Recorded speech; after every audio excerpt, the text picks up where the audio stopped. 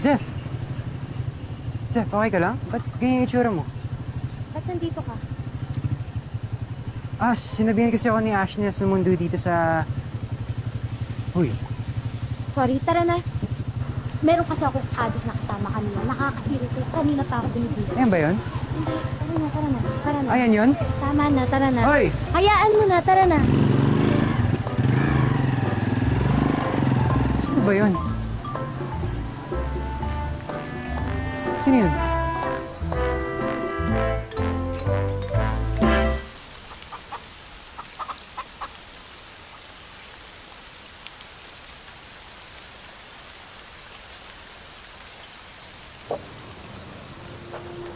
There.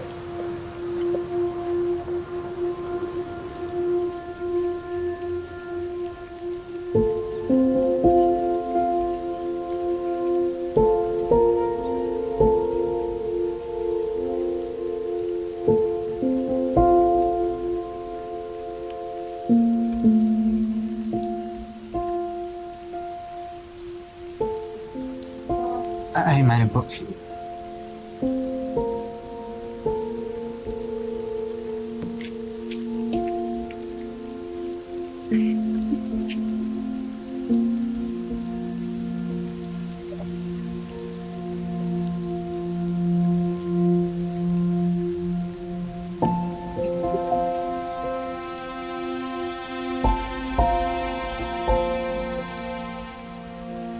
Saan ka galing, Ma? Sa barkada ko. Nag-video okay kami kala LB. Sabi mo, susunod ka sa auditions kanina?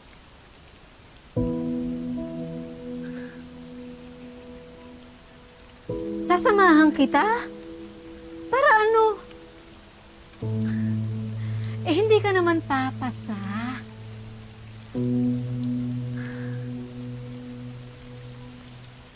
O, diba? Tama ako. Doon kasi tayo sa totoo. Alam mo kung ako sa'yo, ihinto mo na yan. Ikaw din lang naman ang masasaktan eh.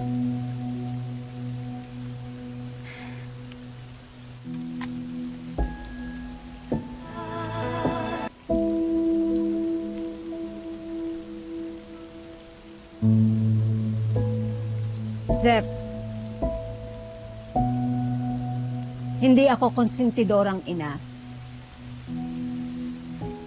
Alam mo, ang mabuting gawin mo, tulungan, samahan mo ako sa palengke, kaysa kung ano-anong ginagawa mo sa buhay mo.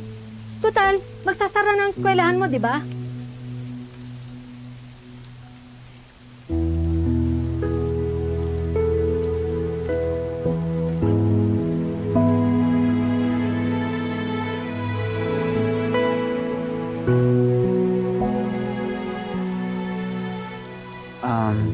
Zeph. Walang pansinin niya si Aling Nadia. Magaling ka naman eh.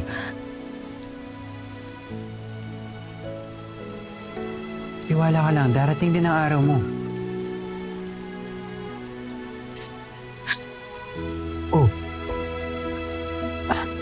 kailan pa?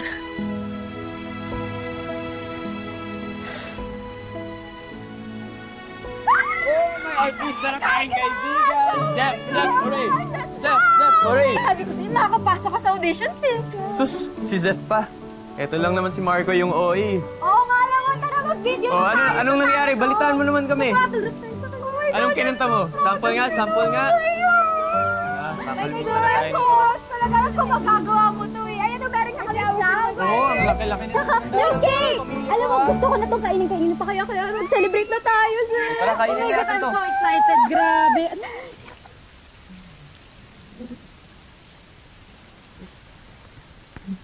Kaya naman, pangpatay yung bulaklak mo. Meron naman sa bahay. Zef! Sisi! Zeph. Zef? Ano Zeph? Meron na. How dare you show your face? If this is true, your career is dead, man. Give back all your awards, you fraud. You are a scam. Cheater! Taas ng lipad.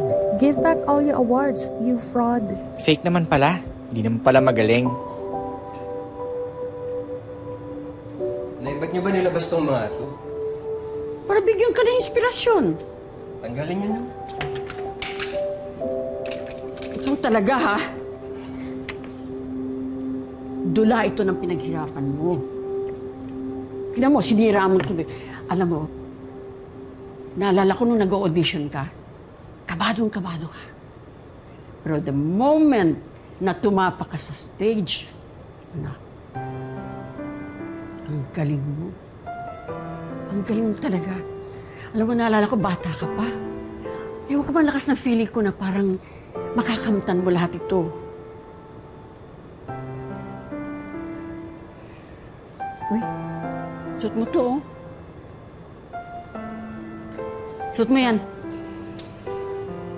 Para saan ho ba ito? Sa baka, siyempre uniform. Ikaw naman, no. Sige, suot. Ay, ba't ba ang kulit yung sinabi na hindi ako magtuturo dun eh? Ano ka ba naman? Mabigat ba yung isang taon ng request ko sa'yo? Hindi naman mahirap yun, ah. Paano ang mga teachers and students? Anong gagawin nila? Nay, magsasara yung maka sa ayaw at sa gusto nyo. Hindi na kayo makakapag-graduate ng isa pang katulad ko.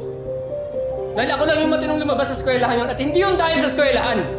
Dahil sa sipag ko, sa talento ko, dahil magaling ako. Wala nang pagkasa sa eskwelahan nyo.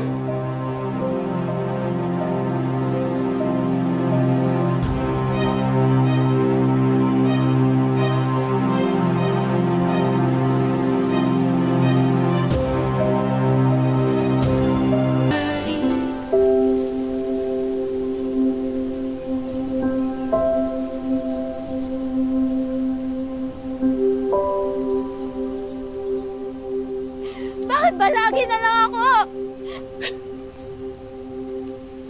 Bakit lagi mo akong minamaliit? Hindi ba ako pwede maging mahusay?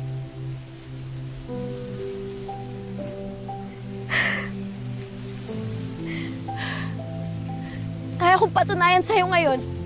Kaya kong kumanta sa harap mo.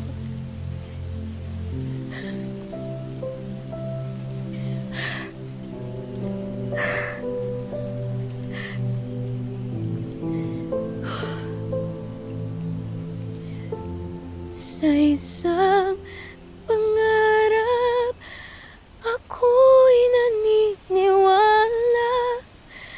Ako ay lilipad at ang lahat makakakita. Unti-unting mararating, tagumpay ko'y makikita. Patuloy ang pangarap. Fake naman pala. Wala magaling. Yabang mo. Hindi mo abot ng nota. Hindi ka magaling. Di pa rin makapaniwala sa aking nakikita. Lahat ng panalangin ko ngayon may kasagutan. Lahat ng pinagdaanan at pinaghirapan nagbigay ng kalakasan upang marating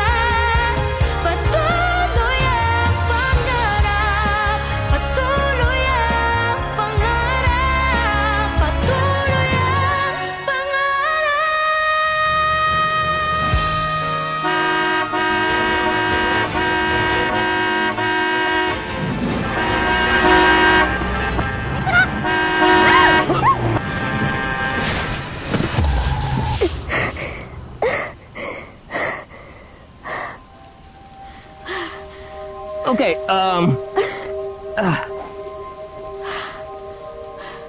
What just happened? What just happened? Manong, munti ka na po kayo masagasaan ng truck. Mukhang tinakasan na po tayo ng driver eh. Pasalamat nga po kayo, nakita ko kayo eh. Teka. Ba't mo ginawa yun? Papakamatay ka ba? Kayo po, Manong, bakit po kayo nasa gitna ng daan? Baka kayo po ang gusto mong pakamatay dyan.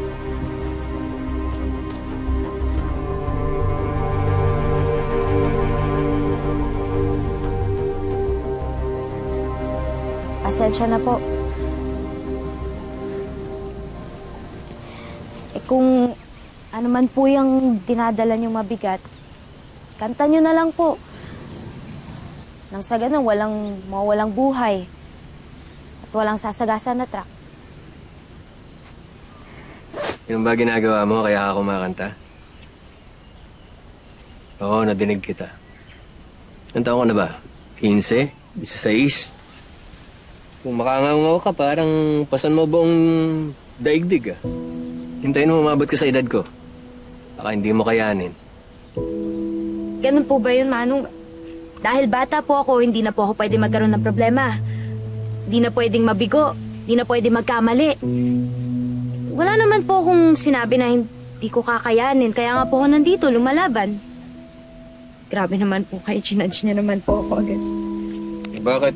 Kayo rin naman ha. Makahusga kayo, ganun-ganun lang. Konting kibot lang, husga agad. Pag kayo naman ang naganon, balot sibuyas kayo. Paano naman ho kayo matatanda? Sige ho. Kayo nga po, feeling nyo kaya nyong manipulahin lahat dahil sa edad nyo tsaka sa posisyon nyo. Di ba po ba? Okay, teka lang. Unang-una, wala kang alam sa pinagdadaanan ko ha. Pangalawa, pinaghirapan ko kung ano man yung narating ko at meron ako. Kaya, bago ka magsalita sa akin ng ganyan, maranasan mo munang tanggalin sa'yo yung bagay na pinagbuhusan mo ng buong puso. Isasara na nga po nila yung Maakahay eh. Di man lang nila kami inisip ng mga estudyante nila. Yun na lang po yung natitira sa amin. Sa akin. Paano po pag mawala pa yun? Hindi ko na po alam kung anong gagawin namin. Kaya huwag niyo po sasabihin sa akin na wala po akong alam sa mga bagay na yan. Lalo na't kung yung tanging pag-asa namin yung pilit na inagaw sa amin.